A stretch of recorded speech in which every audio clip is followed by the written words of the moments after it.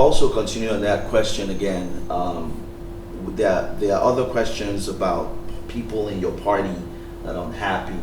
Case in point, Kenneth Okonkwo, who used to be, or was a spokesperson of the Labour Party, that feels that you are not acting to resolve a lot of these issues, so he has left. What is your position on trying to keep people like that within the party, or what's your position on Kenneth Okonkwo's position?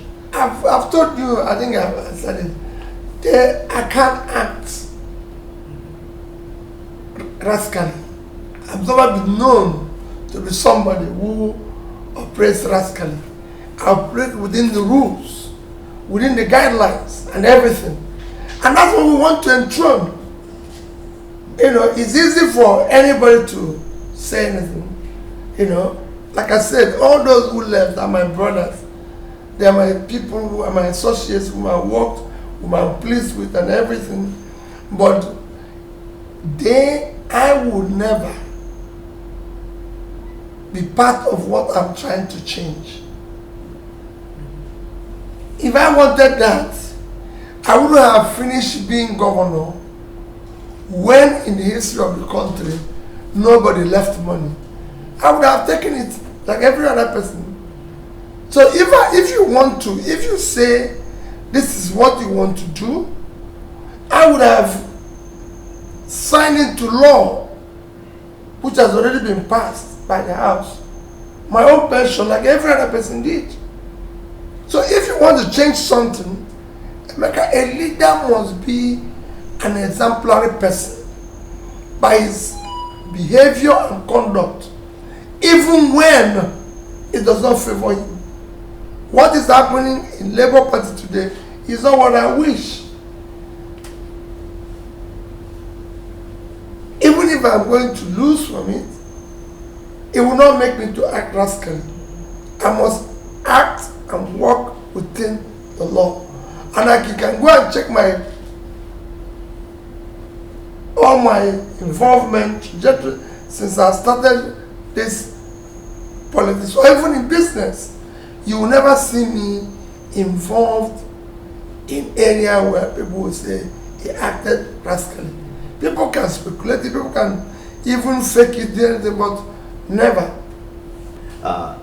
We just saw, due to the Ogun State administration, Ogun State governor, Nigerian jets were seized overseas in France based on a situation with a Chinese company.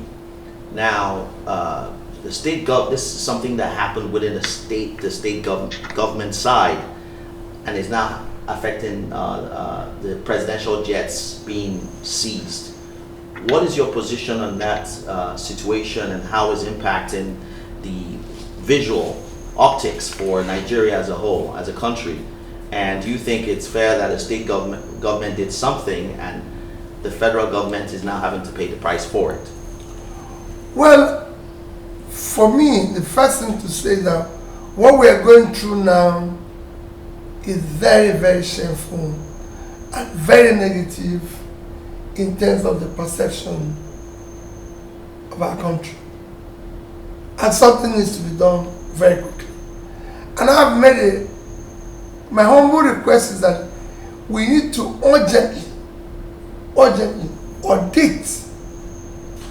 the country's debts at national, sub-national level immediately to know the quantum of the debts that we owe, because I believe that we don't have the exact size of the debts, know who and who we're owing, and most importantly, know what those debts were used for, or how they were contracted or sourced. Because the law says that all borrowing, all debts is supposed to be used for critical area of development. So where are the benefits of those debts to the people? Because the people are not going to pay it. Where is the benefit? This is time to do the audit and know what we are going through. So that Especially as we don't have not just presidential jet. Somebody was telling me about a property in Liverpool. Property in Liverpool, London in Liverpool being seized and put for auction. Somebody is telling me about another jet belonging to Nigeria in Canada and everything. This is time to deal with it, because sooner or later they probably will start seizing Nigerians. You issue your passport, you are arrested for being a debtor. So before it gets to the place where we can no longer move around as Nigerians without being arrested, let's know exactly what it is all about. Similarly, that we need to audit now all our upfront sales of our oil, because the law says it must be used for critical, strategic, national issues. What did we use all these resources for? And I'm glad you just talked on that oil situation. The fact that we have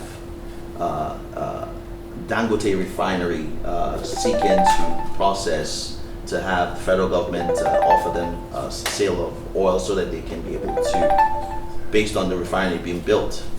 What is your position on the controversy that's going on regarding? I've said it, it shouldn't have been.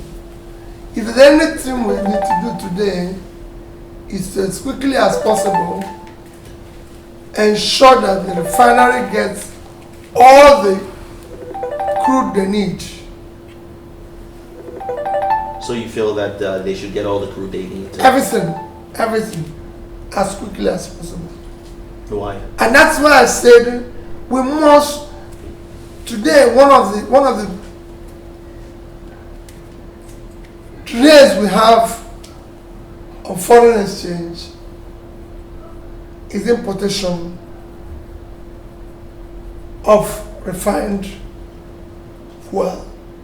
So if we have something local that can help us manage that situation, we should have been very, very aggressive in ensuring that it's operational. But that's before you build a refinery, Mr. Dangote, shouldn't he have consulted to ensure that no, I will pass that stage. Okay. I will supply to anybody who have refinery today as quickly as possible. Thank you very much. So let's take this question from Deron Johnson. Mr. Johnson, go ahead and introduce yourself, say where you're from, and go ahead and ask your question of Mr. Obi. Okay, thank you very much. Good afternoon, NoireTV, and good afternoon, Mr. Peter Obi. Good afternoon. My name is David Deron Johnson. Yes. So my question is just one, straightforward. Please, during your campaign, you also said that you were going to remove the subsidy, the fuel subsidy. So my question is, what were your plans and your programs that will act as a cushion effect for when the subsidy is removed, as you said in your campaign? That's all. That's my question. Thank you. If you have followed my campaign, my brother, if you have followed my campaign, Sir? If you have followed my campaign, you would have actually have seen what I said there clearly. I said you have 50% component of the subsidy were fraud. I did mention it that I'm going to remove subsidy.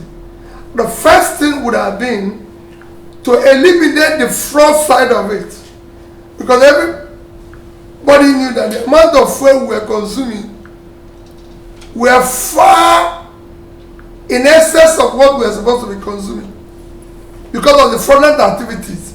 And this is measurable. We compared it with the other countries who have even more vehicles than us and found that their consumption is about a third of ours. So we would have removed that fraudulent side of it first, and then you would have brought it to about 50% of what we're paying, and then plan with consultation, meetings of the stakeholders, how we can gradually remove the same, and then showing Nigerians the benefits and of that removal. Either that we can't afford to pay it any longer, or we're going to save the money we're using to pay it and put it in critical area of development like health, education, and pulling people out of poverty. We are told that billions were saved. Where was those billions invested? We're told they started paying, so there's so much confusion. We want the system to be transparent and people to be informed of what is happening. Thank you. And it looks like we Thank have you very much. another question from Charles.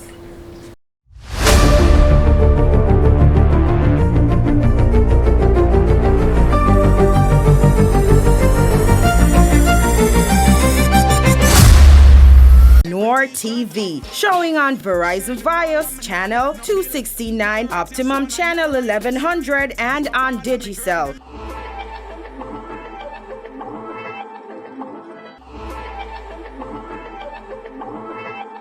Or on our website www.noiretv.com, or download the app from the App Store or Play Store.